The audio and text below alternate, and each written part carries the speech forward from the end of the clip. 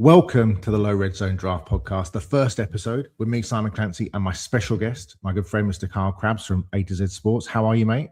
Simon, it's great to be on. Excited to talk a little NFL draft. This is a very interesting class, so I'm sure we're going to spend a lot of time getting into the weeds on, and excited to get things started, man. Yeah, finally we get to do something together after all these years. Excited myself to do this. You and I were talking this morning at 4:30 in the morning, your time, 9:30 my time. And I just would like to make a confession right now that I was still in bed when you were talking to me, which says way more about me than it does about you. Well, so I want to be fair. I had my laptop out in bed, so I didn't get off the ground any better. But I do have it just on standby to pull it out when we need to. Good. I figured you might be up and maybe at the gym or doing something. I was lazing around in bed. Laying around. That's good. Look, Carl and I are going to be here every week talking about the draft. We're going to be breaking down prospects, gauging what teams might be thinking, and pretty much everything in between. And then when 2026 is over, we will turn our attention to 2027, summer scouting, all of those things. But let's kick off, mate, with a kind of big, old, sort of nebulous question to get us going. We sit here, a few hours after the deadline for underclassmen to declare. Where are you on the state of this class as a whole? I think if you calibrate your expectations of what kind of roles these guys can fill for your rosters, I think it can still be a very productive draft class. I think it's missing kind of the top half of the first round depth that you would like to kind of appropriately set the value all the way down. I think that trickle down effect you're going to feel all the way through. But if you're looking for a designated pass rusher, if you want a developmental X receiver, or if you want some high floor interior offensive linemen, if you, I won't touch the quarterback class. It's a little bit of a different beast, but I like some of the depth that's available in the secondary. So I think this is a good class to have some needs there. The linebacker group, I was just watching Josiah Trotter this morning from Missouri. I'm going to gas him up. He's a lot of fun on tape. So I think it could be a productive class, but it's not the most robust class as far as surplus talent with relative to where you're picking. Yeah, there's a lot of good kind of middle of the roster kind of players, aren't there, in terms of, really solid 10-year players who might not be superstars, but are just going to do a really good job for your franchise through that period. And like you say, there's some corners I like, there's some good, I think it's a really good receiver class, especially at the top, but also in the middle. I think you'll get some really good players. Speaking of underclassmen, as we did, here is the full list of the 42 names we've declared. Keith Abney of Arizona State, CJ Allen, Aaron Anderson, Chase Besontis, Denzel Boston, Zachariah Branch, Arian Carter, Cage Casey, Brandon Cisse, the interesting corner from South Carolina, Casey Concepcion of Texas A&M, Dylan Devizin from Notre Dame, Caleb Downs, Charles Dew, Logan Fano, Spencer Fano, Jalen Farmer, Keldrick Falk, Monroe Freeling is an interesting guy that we'll get to, I'm sure, over the next few weeks, a guy that is getting some first-round pub, and Anthony Hill of Texas, Colton Hood, Ola Ione of Penn State, Emmett Johnson, Max Clare of Ohio State, the two USC receivers, Jacoby Lane and Mekhi Lemon, Caleb Lomu, a linebacker I love, Kyle Lewis of Pittsburgh, Jeremiah Love, Jamod McCoy, the great Tennessee corner who hasn't played this year because of the torn ACL in January, Caden McDonald, Malik Muhammad, a guy that Carl and I have been talking about for a long time, Kamari Ramsey, the safety at USC, Arvell Reese, who should be in the top 5, Jimmy Rolder, Kenyon Sadiq, Genesis Smith, Carnell Tate, Avion Terrell, Dylan Tieneman, Josiah Trotter, as Carl just mentioned, Jordan Tyson, and Torian York. And then the following players notified the league that they'd fulfilled their degree requirements, so they're eligible for selection as well. And that's Jude Bowery, Parker Brailsford, the undersized Alabama center Chris Brazzell, Ryan Eckley, punter, declares, Jack Endries, Jalen Kilgore, Marlon Klein, a European tight end, the Michigan kid, Connor Liu, who tore his ACL, Kristen Miller, Brian Parker, TJ Parker, Harold Perkins, Jadarian Price, Caden Proctor, Billy Shrouth, the Notre Dame guard, Ty Simpson, who we'll get to in a minute, Amal Wagner of Notre Dame, Antonio Williams, the slot receiver at Clemson, Wesley Williams of Duke, Peter Woods, and Colin Wright. Anybody stand out for you there, Kyle? Any names that sort of jumped to the fore immediately? Yeah, I think we really needed the emergence of a guy like a Caden McDonald with the defensive tackle class. Just kind of looking at what Caleb Banks played in 2 games at the end of the year. I think it was less than 100 snaps they ended up giving you. I did not think that Peter Woods had a very good year for Clemson. I thought his tape last year was much better than everything that I've watched from him this year. Felt like he kind of regressed in my view from a technical standpoint, and you saw kind of these flashes, and you said, okay, like maybe let's get another 400 snaps in whatever role we play for that front under our belt, and you can maybe kind of start to see that Christian Wilkins type development as a guy that came from the same school. I didn't see it this year, right? So like to get a guy like Caden McDonald, who is not going to have the most robust pass rush profile, but what he does against the run, and with the league kind of being at this really staunch belief right now in playing too high and eliminating explosive plays, like being proficient in run fits with 6.5 in the box, 7 in the box, you have to be able to do it. And a guy like that can kind of set your entire front from the middle. So I kind of expect him to go in the same range as where some of those run stoppers, I think Alfred Collins is probably the floor when you consider where he went to San Francisco in the second round last year. Tylik Williams went late 1 to Detroit. Like that's kind of the range that I see for a guy like that. But I think this defensive tackle class really needed a guy like that. Yeah, I think he's a really good player. I'm not sure whether or not he's as alignment versatile maybe as Williams, but some of that hand power and the physicality, and he's just imposing, isn't he? I mean, what is he, 326 pounds? He is a really interesting player. I wonder what do you think about the Clemson kids? Because it felt like, and you mentioned Woods there, but TJ Parker, Kay Klubnik, all kind of had really disappointing years, give or take. Is that a Clemson thing? Is that have they maxed out already? Because it just feels weird that so many of those kind of high-level players that we looked at as potential first rounders coming into the year just didn't develop in the way that we thought they would. Yeah, I think you'd be hard-pressed to find a more disappointing unit than what it was. Woods was a top 10 pick in all the mock drafts in August, and TJ Parker was a top 20 pick in all the – actually, they gave you, and Terrell probably played the closest to what the expectation was. But that influence, they kind of got their butts kicked on a number of games that they played this year. I still saw some likable things. Like I'd still probably be comfortable with TJ Parker if you said top 50. I think it's still an appropriate range. I'm eager to see him down at the Senior Bowl. I'm hopeful that that'll be a really good showcase for him. But Peter Woods, like that's going to be a tough one for – who was the Johnny Newton? And Johnny Newton fell a little bit because of some medical stuff. Yeah, the injuries, But that could be like the trajectory for stock that I could see play out for Peter Woods. Yeah. But as far as why, I think you saw, it kind of echoed, a couple of Dolphins guys here, echoed the second half of some Dolphins defense games this year. It was what it felt like you saw on tape with Clemson sometimes, where it's just like, all right, man, like, where it's not going to happen for us today. Yeah. And like, I think you felt that at times on tape, which is not exactly what you want to see. But I think that's probably some of the context is why some games went the way that they did for them. Yeah, I think you're right. We're going to have some fun with the blue chip quality or lack thereof of the class at the end of the show. But let's kick off this first edition. Talk about a position group that everybody wants to know about. People only really want to talk about kickers and punters. Quarterbacks, sorry. Were you surprised by the Dante Moore news? The fact that he decided to return to Oregon for another year, especially with the signing of Dylan Raiola. Where do you stand on that, Carl? Yeah, I was surprised. I probably shouldn't be. There were some context clues that maybe this was going to be a long-term play for Raiola. I think it's.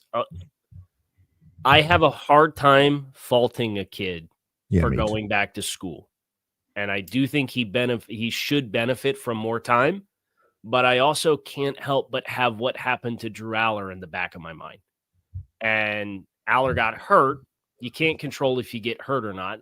Allar didn't really take the next step, and he was supposed to in the first half of the season at Penn State, where if he'd have come out after the Penn State Nittany Lions made that playoff run last year and almost pulled off the win against Notre Dame in last year's class, where does he go? Like, I mean, there was some talk that like maybe you could have drummed it up to him being the second quarterback off the board in front of Jackson Dart.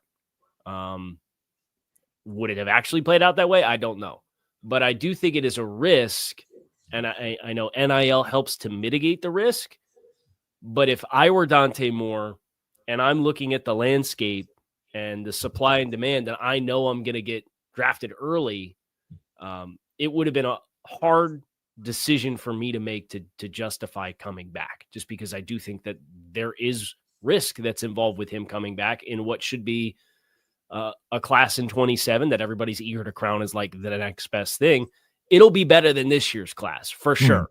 So at that point, like, okay, QB2 in a QB sparse year versus what if you play better, but you're still QB4? Like you might lose money in that exchange. Yeah, I suppose the yin to you, and I was going to ask you about the argument about the fall in inverted commas of Allar and Klubnik as it pertained to Moore. I suppose from my point of view, I don't think there's anything wrong with making yourself a better player, right? He's 20 years old. He's a baby. And I know that he sat behind Dylan Gabriel and, he's more experienced in terms of just being around football. But to me, I don't think it matters that much if he goes from being the second quarterback in 2026 to being the fourth quarterback next year. Because to me, I think it's the long game. It's about having that long and successful career. And backing himself, why wouldn't I don't for a second in hearing people talk about Dante Moore, and I don't know people at Oregon, but I know people who know people, and they say that he is a really super smart kid. He's super driven. And the very last thing Dante Moore would be thinking about is, I'm going to be the fourth quarterback next year. He will be thinking, I can absolutely be the first quarterback next year. And that's the long game decision that he's made. So the kind of the yang to your yin, as it were. And I don't think there's anything wrong with that. What do you think that means then and we'll get into this, but what do you think that means for the New York Jets in terms of their situation? Because we would have argued, and we'll get to Mendoza in a second, but at the moment, acting as if Mendoza is the de facto number one guy, felt like Dante Moore to the Jets then was the what do you, I mean, if you're in that Jets front office and you see that come up on the wire, what's the reaction from the Jets front office? Yeah, I mean, it's laughable for us because we're Dolphins fans, but I had heard some level of buzz that they may be interested in a bridge quarterback, like a roll of the dice on somebody with some upside anyway. So a Tanner McKee or a Malik Willis or either that, or if one of these vet guys shakes loose that you can get for minimum that has guarantees on their salary, like sign one of them for cheap and see if you can kind of catch the Daniel Jones lightning in a bottle type thing. And if not, you've got draft capital for 27. And that's the downside to what the Jets do, is that roster needs so much work that, yes, you were in a good position to draft a quarterback, but it would feel like to me if they'd have taken one, and I know they've got some offensive line pieces, but their skill group outside of Garrett Wilson, we don't know what Mason Taylor is yet. He looks really promising. What's going to happen with Breece Hall? What's the rest of the wide receiver situation going to be like? You've got a defensive-minded coach. Like, how confident are we in the offensive system to develop a young guy with a bunch of young players? Like, surrounding a young developing quarterback with a bunch of developing players also with inexperienced coaches, I don't think it's the end of the world for their build because they have so much to do. But I think you'll probably see them swing moderately high for probably a very cheap vet that, hey, we can maybe use this guy as a starter and keep pouring into the rest of the roster, which I don't know how much I like that process, but that seems like that's kind of been at their on their mind since they kind of sold off stock mid-season. Yeah, I agree. I assume, as I said, we're pretty much in agreement that Fernando Mendoza is likely the de facto number one pick, in part, I suppose, because Tom Brady's going to, I hate to say that, compare and contrast, arguably the greatest quarterback of all time in terms of, wins and stuff. Brady's going to see a little bit of him in Mendoza, won't you? What do you like about his game? Because to me, I love the toughness, but I love the middle of the field awareness. He is not frightened of the middle of the field, which I think is really important, especially as he progresses to the next level. But also one of the things I admire, and we talked about it on the 3YardsPerCarry podcast on Monday about Drake May, is that May knows where the easy button is to get the ball out. There's always those options underneath, and Josh McDaniels obviously done a great job of just having an easy option. Whether that's Ramondre Stevenson, whether that's Henderson, etc., just dropping into the second level and just picking up balls when those outside passes aren't available. But that to me is a really good trait that Mendoza has. And I think about that whole shot throw that he made against Iowa down the right sideline. I've not seen a better throw in college football. And to me, the third and long tape, Daniel Jeremiah always talks about, what's he like on 3rd and 7+. And I go back and look at some of that and think, actually, this kid knows what he's doing. And there are plenty of really likable traits about Mendoza, aren't there? Yeah. What I appreciate is anytime he talks about a rep and he frames it for you in a way in which it makes it abundantly clear, like he understands what he's looking at when he gets up behind center. Yeah. Right. And that being a thing that like, you can work on the tools and what kind of flexibility you have at the line of scrimmage to make adjustments or change the protection or check to a play, or you can add all that on, but you can tell how intelligent he is. You can tell he's got above average traits across the board. Really, I think his accuracy is splendid. I think he's got a good arm from an arm strength standpoint. He's got good size. He's got above average athleticism especially for a guy of his stature.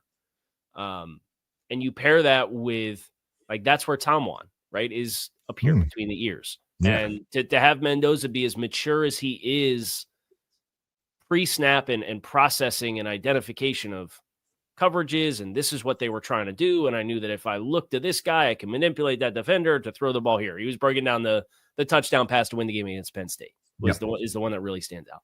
Guys that can do that, you feel pretty good about the ability to transition to the pro game. It's what's around you and how quickly you can bring it to life, but like he's got those foundational skills to do that. Yeah, 100%. And Indiana kind of run this sort of 3-tier offensive scheme, don't they? It's motion and shotgun with a heavy RPO attack, and Mendoza rarely keeps it off the zone read. But when he keeps to throw, it's often 1, 2, or 3 routes, those quick outs, the slants, the 10-yard outs, those sorts of things. And he does that really nice job of throwing on time. Keeping the ball away from the defender. But then the third element is what you talked about. It's where he turns into a more natural kind of drop back passer, puts the ball down the field to the outside, stands tall in the pocket. He doesn't drift off the midline. And the back shoulder stuff is, is as good as I've seen from any college quarterback. There's, people are going to knock. We're kind of in knocking season, aren't we? But you mentioned it there. There are transferable skills and plenty of them that make you think that he'll succeed fairly quickly at the next level. Yeah. And I think the chemistry that he has, I think one of the things that if I'm the Raiders, I'm trying to add Surratt at wide receiver and, really take advantage, because that chemistry that exists, as you said, guys that click like that, like how long does it take to build that? Obviously, he was a transfer in, so it's not like he's had a bunch of time on task, but at the same time, like you get a connection like that and that guy's available and you need wide receivers, like take advantage of that would be what I would tell the Raiders. 100%. Red zone stuff as well is next level. I mean, since 2023, got the numbers here: 53 total touchdowns, 43 passing, 10 rushing, and only 1 pick in the red zone. Those are again a fascinating and really strong numbers. Who do you see as QB2 at this point? I assume that we're kind of thinking along the same lines: Ty Simpson or Trinidad Chambliss, should the NCAA not grant him that 6th year of eligibility. Where do you stand on those two guys? What order do you have them in? Yeah, I think Chambliss has a lot more excitable physical skill set, and I think that gives you kind of a floor to work with. Ty Simpson, and he's got more gas on the ball, and I think if you're going to take a guy in the range where this is probably going to be in the conversation, I think it'd be very easy to lean into the physical traits as the thing that kind of inspires you. Now, if you can get Ty Simpson and get him to sit and not rush that one, I could see like his band of outcomes having a higher, his upper band of outcomes having a higher total outcome. Yeah. But that's because I think he's sharp. I just think he's under-repped. And man, it's a big risk. I mean, he had 158 reps in 23 and 24 combined. You're really working with a baby there in that regard. Are you surprised he came out? Because I was pretty shocked, especially when that kind of second-tier conversation happened and he was clearly being offered the money by Miami or whoever else it was. I was pretty surprised that he didn't add to the experience level that he had. Although an Alabama staffer told me 3-4 weeks ago that the feeling there was that he was leaning towards coming out. So, but I was still surprised. Yeah, it's somebody's got to be QB2. right? Yeah. And I think for Ty, 23-year-old quarterback, I think that conversation that we had talked about Dante Moore with the state of the class and what next year looks like and what's your best option, your best play. I don't blame him for 23-year-old rookie this year coming up. Yeah. Had a lot of good tape that was put on display this year. He might be a guy that the stock's not higher next year. So if those are your options, and yeah, that's fine. I don't blame being opportunistic, but it does put you at risk of going to the wrong situation, which things could go poorly. Yeah, he started super well as well, didn't he? You know, September, October, 7 weeks. Yeah. Yeah. And you had guys, you know, you had people coming out and talking about him being QB1 and that sort of thing, but sort of faded back end of October, November. Super smart kid. The same Bama staffer told me that he thought everybody thinks that he's going to be a head coach one day. But pocket navigation, the timing, the composure under pressure, that middle of the field anticipation, the instincts were all super good. But he is the size of a kicker, and I don't mean Brandon Aubrey. He's a small player.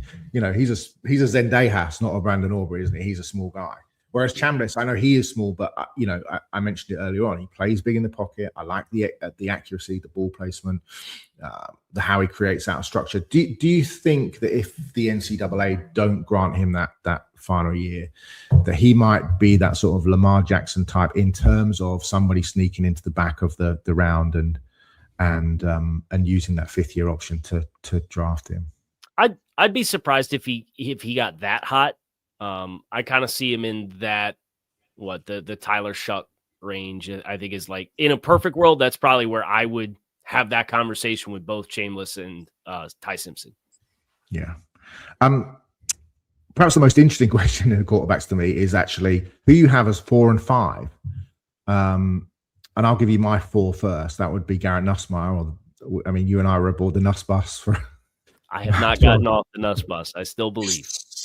I still believe too. Look, I know he didn't have a great year, and some of that was down to circumstance as much as anything. Brian Kelly, he can be a riverboat gambler, but listen, he can make every throw. You know, he's strong working the ball down the field. He is a tough dude. He's anticipatory as a thrower, and I think the thing that I really like, and the thing that will stand him in good stead, is the processing. How he's able to assimilate what's in front of him, and how that will stand him in good stead come draft time. Because what he does in that system is really translatable. We talked last year about Mason Taylor and how we thought he'd end up playing early because of the system that he works in. This is the son of a coach, Nussmeier, who's been working in these kind of archetypal NFL packages, 12, 13, 22 personnel setups. He understands the intricacies of those systems. He understands blocking schemes, the double teams, the seal blocks, the stalk, the split flow stuff. And it's pretty easy to me to envisage plugging him into a Sean McVay or a Kevin O'Connell style of offense and being pretty comfortable with the odds that he's going to be okay and have a pretty firm grasp of what's happening. Do you feel the same? You think, you're not off the bus yet? No, and I know there was some physical regression there, but he played hurt all year. But, he had the oblique thing like at the beginning of the season. Yeah. And you watch the first game and the control at the line of scrimmage. And that's where I thought you really saw like the coach's son in him, was like how he operated the operation of the offense and getting into the right play and having answers for pressure. And I think the physical skill set is sufficient, but it's not as bad as the most recent flashes that you saw of Garrett Nussmeier were, because he played hurt all year. Yeah. So, I'm willing to give some context to that one. And I believe that there is a top 20 starting quarterback in the NFL packaging Garrett Nussmeier. Okay. I think that is very easily attainable for him with who he is as a player. I think once some of the downside things, and the injury is really important, but the downside things, the realization that not every play has to go for a touchdown. The tendency for no apparent reason to drift off the midline, the footwork that can get a bit choppy, the turnovers. A lot of those things are really easily curable with the right coach, and I think that's intriguing. I think for a team, who is your and maybe we differ in this, who is your fifth quarterback? Who would you have at number 5 in your, as we stand today? I've got a big, strong kid that can move, who also was hurt this year, in Drew Allar, that, I'm willing to bet on those traits in the right range of the draft. And if you're talking QB5 and you're talking fringe top 75, like at back end of second round, like on the third round, I think the juice is worth the squeeze there. I know that there was a lot of excitement about what that system was in Penn State. I thought, they ran through so much of it through Tyler Warren. I thought Penn State, they had all these transfers in at wide receiver. I thought they really missed Tyler Warren this year. And that was kind of eye-opening to me as well. That whole scheme, they were supposed to have several guys on the offensive line that really made jumps and play well. I don't think any of them did. The backs were productive in Singleton and Katron Allen, but that's kind of where the offense started and stopped all season long. And that was with or without Drew Allar. So I look at that situation. I look at the traits. He's still relatively young, but he had 2 years as a starter in 23 and 24. So he's got that starts threshold for experience.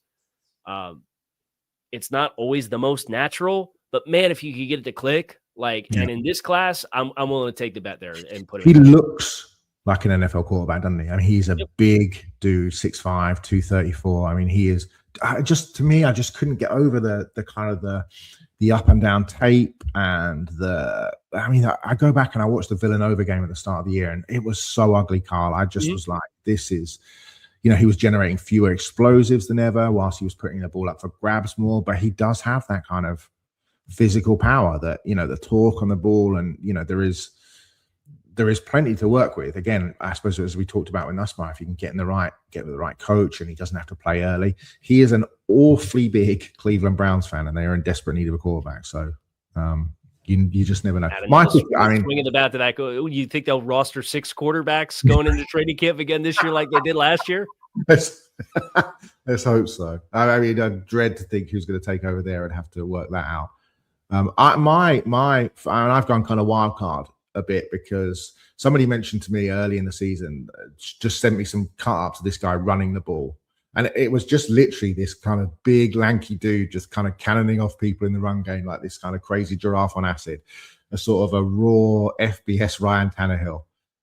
Cole Payton of North Dakota State, this kind of lefty. I mean, certainly the most raw, I suppose, of the Bison quarterbacks to enter the NFL. But, God, this arm, man, down the field throw. Some of his throws from 2025 are as impressive as anybody you'll see in this draft. And he's not some kind of random, he backed up Trey Lance, then behind Easton Stick, then behind Cam Miller.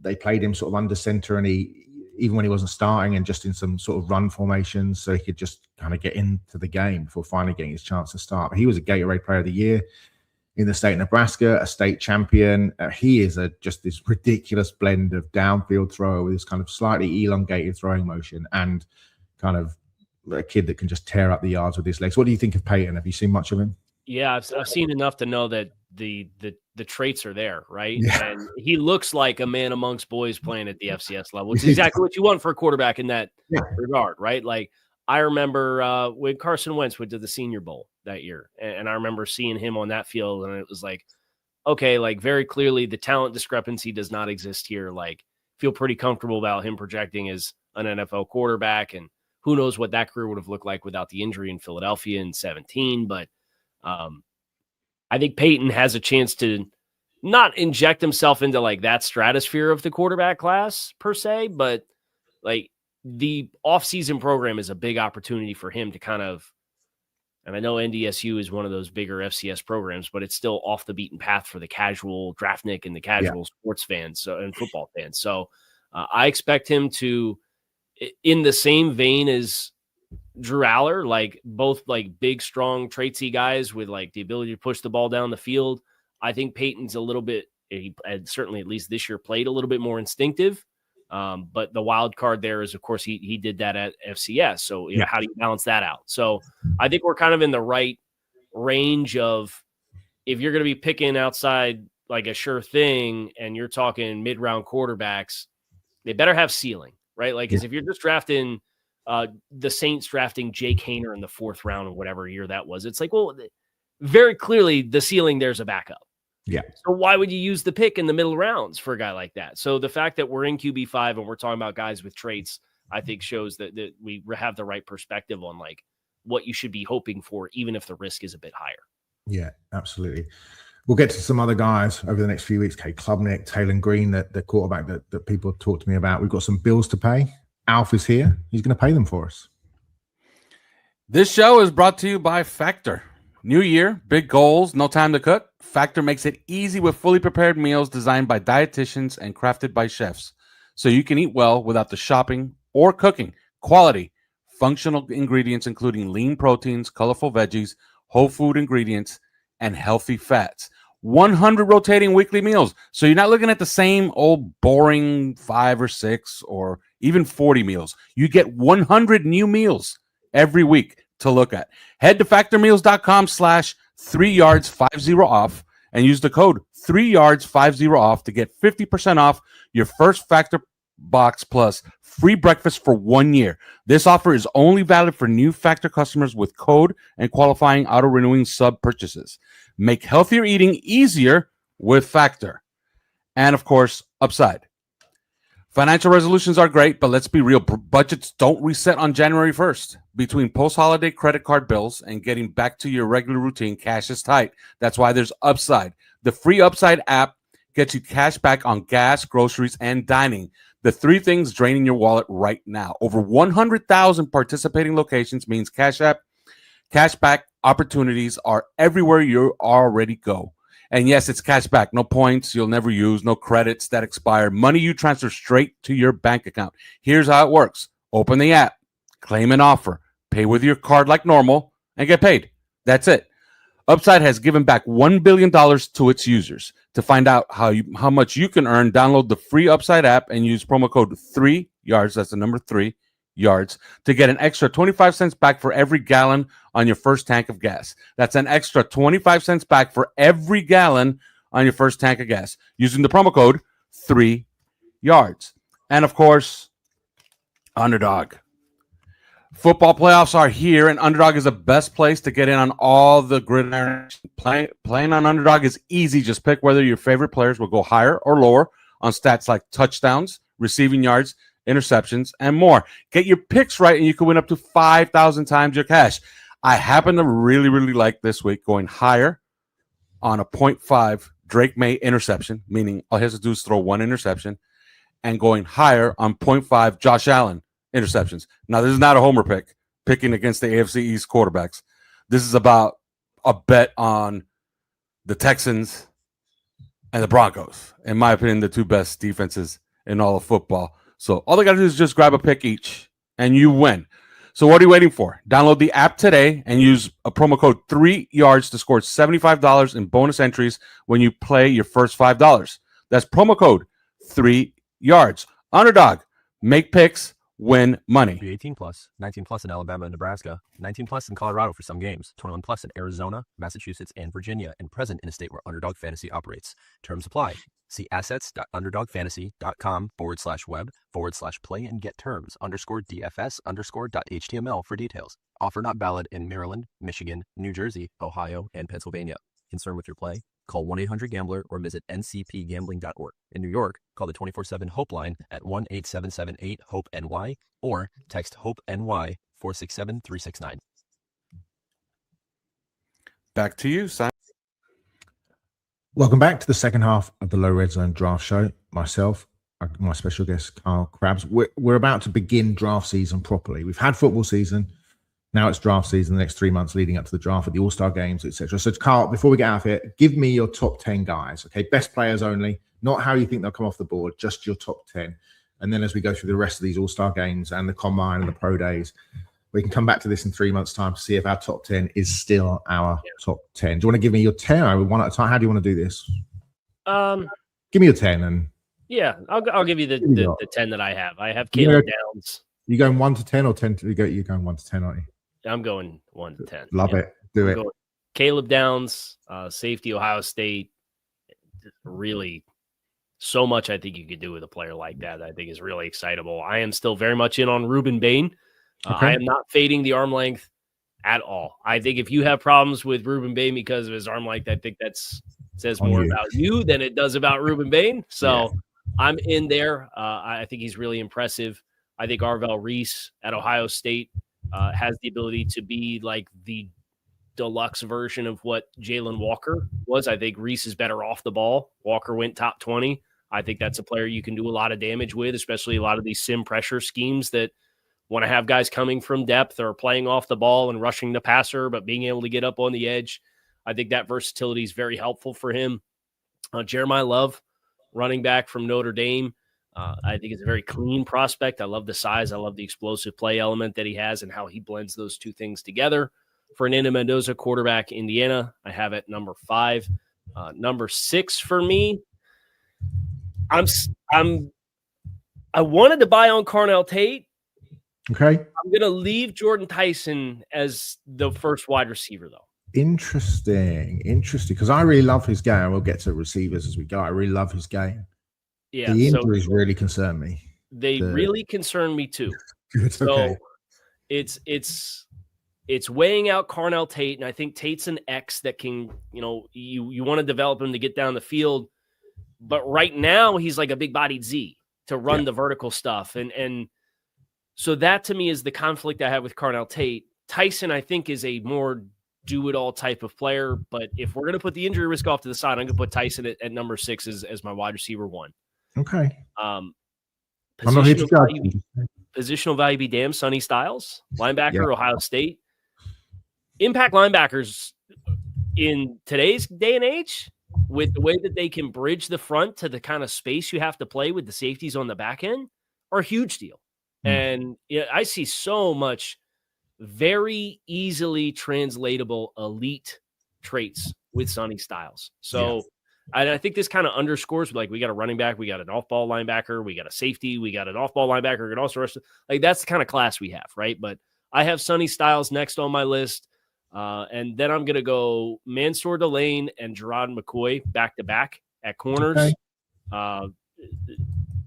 Delane's the big-time football IQ, instincts guy. McCoy would be a lot higher than this if he played this year, I think. Yeah. But where do you stand on that? How do you feel about the fact that obviously tore his ACL in January, hasn't played all year? That, he's a really good player, but that is a risk, right? It is a risk. I think the medicals at the combine are obviously, it goes without saying, that's going to be huge for him. Yeah. What makes me feel better is he's already a year removed from the injury, because he had the injury in January last year. It's not like this guy was in camp in August and tore it. Yeah. So I see I go back to the COVID year. Guys like who opted out. Chase opted out. Guys, there were a number of guys that opted out of that COVID season and just said, I'm just going to get ready for the draft. Because we're that far removed from the injury, I kind of, like, in my head, that's how I'm justifying it. But we'll see, like, what the reporting that comes out around the combine for what kind of confidence there is that he's going to be back. Yeah, and 2 years straight, one at Oregon State, one at Tennessee with no injuries. I mean, that does speak a little bit. We're not talking about, and again, not to dog on Jordan Tyson, but the torn ACL, MCL, PCL 3 years ago, then the broken collarbone, the hamstring issues this year. There's a sort of a theme is maybe the wrong word, but you kind of, whereas it feels like it with McCoy, it's just one of those unfortunate accidents that happen, perhaps.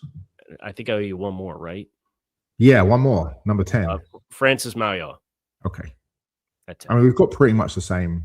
I've got Jeremiah Love at 1. I just think he's just so clean, just so talented in terms of what you can do with him. And I've got Downs at 2, and you talked about it, but just that ability. You see these guys, the kind of the Jalen Petries of this league, who can just, whatever you want to do with them, whether that's play them in the slot, whether that's in the box, or as a single high, whatever. He just has all of the juice. I think he's just a fab player. I have Sonny Styles at 3. I mean, his tape to me is just, he just blew me away, and the football lineage, his dad is obviously Lorenzo Styles, who the third round pick of the Falcons, won the Super Bowl with the Rams. I just think he's, I mean, not a lot of holes in that resume. There's not a lot of holes in that resume. Coached by James Laurinaitis, was a 5-star safety in high school, and so understands how to play. I just think, he is the prototypical modern linebacker to me. The great football intelligence, he never misses a tackle, the range, the twitch, the versatility, the downhill explosion, the force in the run game, the pass rush juice, often as a kind of a nickel blitzer. And I just love the feel that he has for coverages, where he just moves like a safety. I just think he's just a tremendous player. I have Reese at 4. And again, I just think the upside on Reese is so huge. I mean, some of the screen game stuff he is ridiculous. Bain at 5, I think, and it could go higher. I just think, all the stuff you talk about, the arm length stuff. I mean, the arm length stuff's going to be fascinating at the combine, isn't it? With Bain, also with Cassius Howell, the Texas A&M show, in terms of where that marries up and how teams figure. But I think there's just so much you can do with Bain. You can rush him from the interior. He's so heavy-handed. My God, he's just such a physical force. Leverage and hand power, right? It's like if you can play under the pads of guys and you have the ability to reduce angles the way that he does because of how powerful it is, like you don't need that separation. Now, you're outside contained in the run game. That can show up at times like there, unless you're absolutely schooling guys when they're firing off the ball to try to knock you back. But from a rush perspective, like, I think there's a lot of translatability there. Yeah. And he comes off the ball so low. Like, he constantly wins the leverage battle because he does that. And it's just violence and heavy-handedness. And I think he's just a phenomenal player. And like you said, I think if your argument about Bain is his arm length, that says more about you than it does about Ruben Bain. I've got Mendoza at 6. Interesting, actually. There's 2 players that we don't have on the same, or maybe 3 actually. I've gone for David Bailey at 7, who, I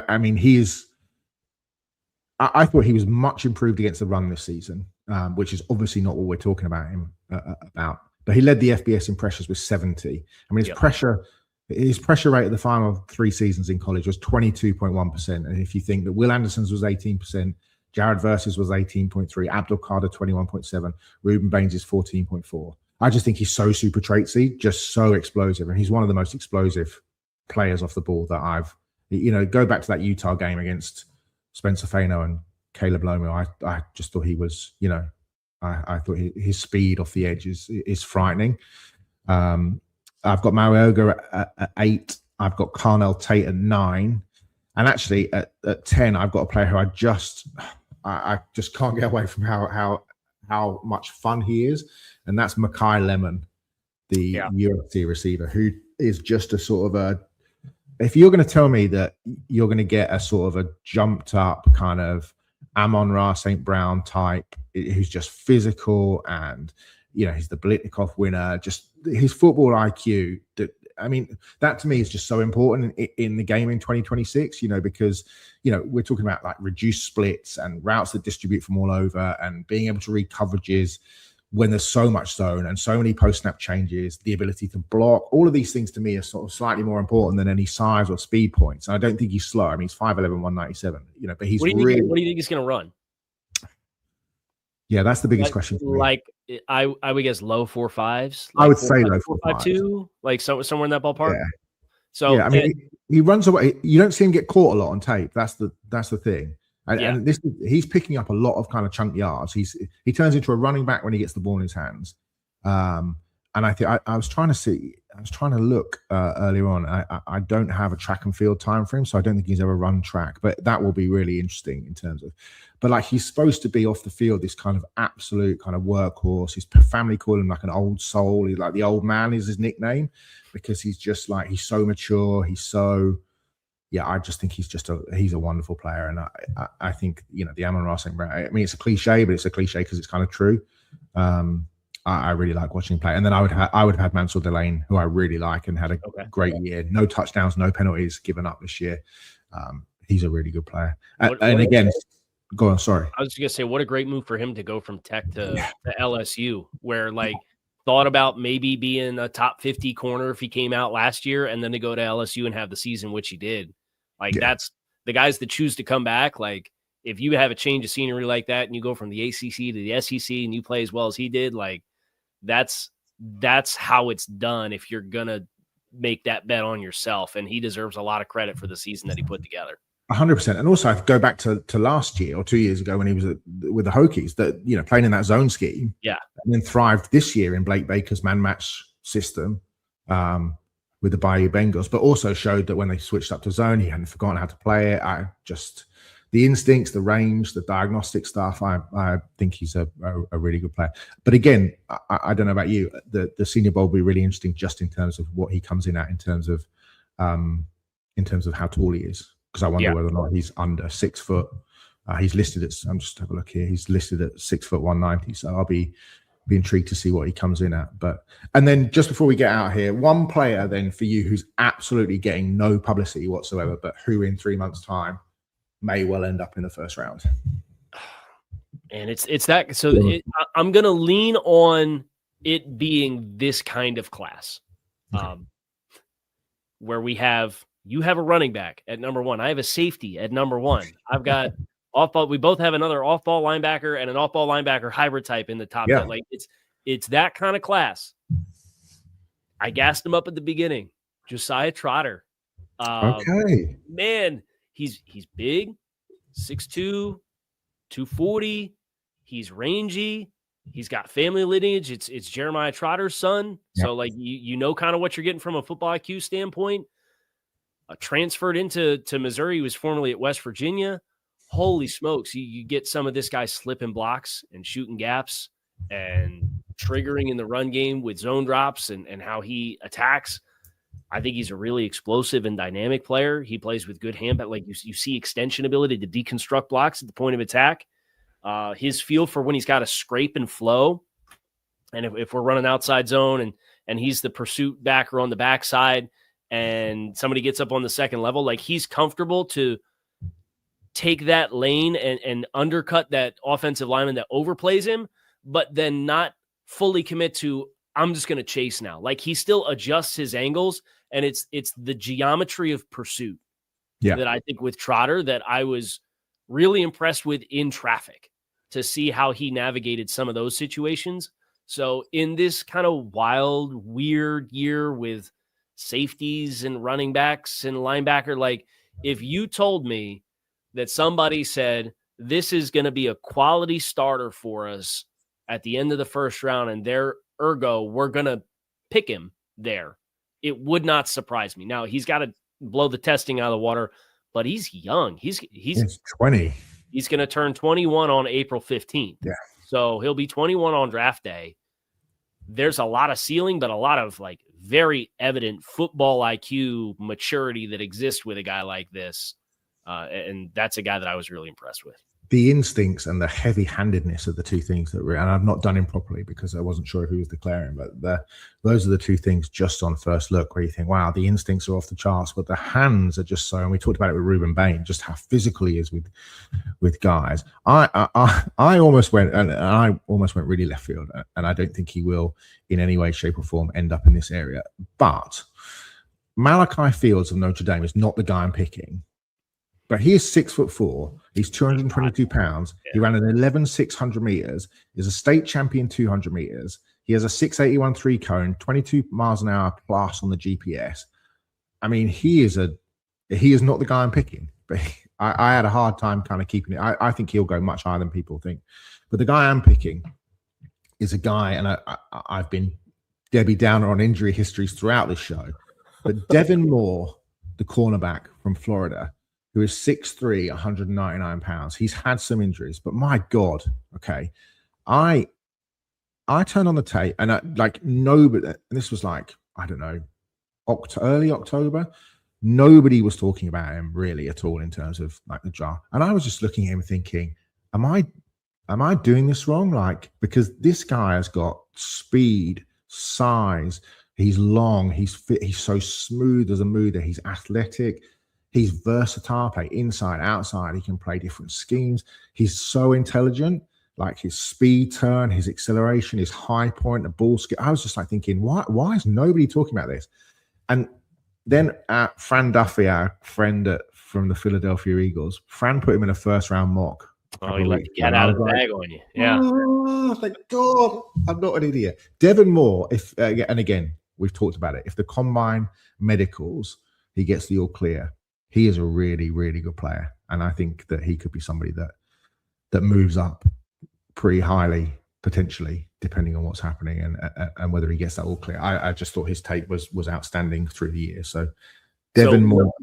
What stood out to me about Devon, I haven't done him in the same way that you haven't done Trotter. I haven't done like the full on with Devon, but what I have seen, what was really notable to me was the transitional stuff. When you're a big corner like that and your levers are longer and your hips are higher and you've got longer strides, usually you feel those guys have to transition in space. Yeah. Not this one. Like this cat can stick his foot in the ground and unlock his hips and drop his weight. And if he's sitting on an out from number 2 and he's playing on the perimeter, he's playing off the ball, like bang, he can stick his foot in the ground and he can really get into you in that regard. And it kind of reminded me some of what I thought some of the flashes were from Juju Brents when he got drafted top 50 from the Colts when he was at Kansas State. Now, he's dealt with a lot of injuries. I think that's the worst case scenario for the longer corners and like the stress of playing backwards at times when you're a big body guy like that and more soft tissue stress and all that kind of stuff. And I don't know where all that's going to fall with Devon Moore, but I know he played 11 games this year and it was like a big deal because he stayed healthy all season. So there is a profile for guys like this. And Lord knows the league still loves big corners. Yeah, because every offensive coordinator is going to come into every game plan and they say, guys, we're going to want to make the corners tackle this week. Yeah, we're going to try to block everybody else up, and it's the corners are going to have to make the tackles in the run game in the sport. And guys that have length like that, the gravitational pull at the catch point that's created from a size player like that has fluidity to change directions. You can bet on traits like some of these other. I know you like Julian Neal. I like Julian Neal at Arkansas. But the transitional abilities are 2 different planets, right? Yeah. Like it's totally different, like the segmentation of a guy like Neal versus what you see with a guy like Devon. Yeah, Neal's got that sort of gather step that he needs just to, whereas Moore just doesn't. And just to get out of here with some kind of geeky stats. In 2023, he allowed 5 receptions for 30 yards on 12 targets. In 2024, 121 coverage snaps, allowed 6 receptions on 13 targets and still had 2 picks. He was a safety in high school, and there were times even last season where he rotated in post snap to play single high. There's a play against Texas where he does exactly that. He comes out over the top coverage to the center field to run with a post, and as Arch Manning fires the ball to the corner, he just flips his hips like he's doing that combine drill, gets to the sideline, high points the ball, picks it off. I mean, it's just like he ran a 10.99 100 meters. I think he's a phenomenal player. I mean, the shoulder issues he's had, I think he had a torn labrum. I think he broke a collarbone. So there's obviously going to be some issues, but I think he took a bit of a different approach this season in terms of working. He worked very closely with the Florida nutrition staff. He lost 12 pounds of fat. He gained 15 pounds of muscle. He was having things like regular blood tests just to make sure that everything was okay. And like you say, played 11 games, stayed healthy. And I think he's a great player. Anyway, we are done. That's it. Thanks for listening. Carl, who have you got on Monday night, Miami or Indiana? I know Alf's listening, so give me the Canes. I'm going to go Indiana. You can catch Carl at A to Z Sports or at Grinding the Tape on Twitter. You can catch me on my Substack, which is simply called the Low Red Zone. And I am Clancy on Twitter. We'll be back next week with more of the same. Thanks to Kyle. Thanks to Alf on ads, bills, controls, all those things. And to you for watching and listening. We will see you in a week.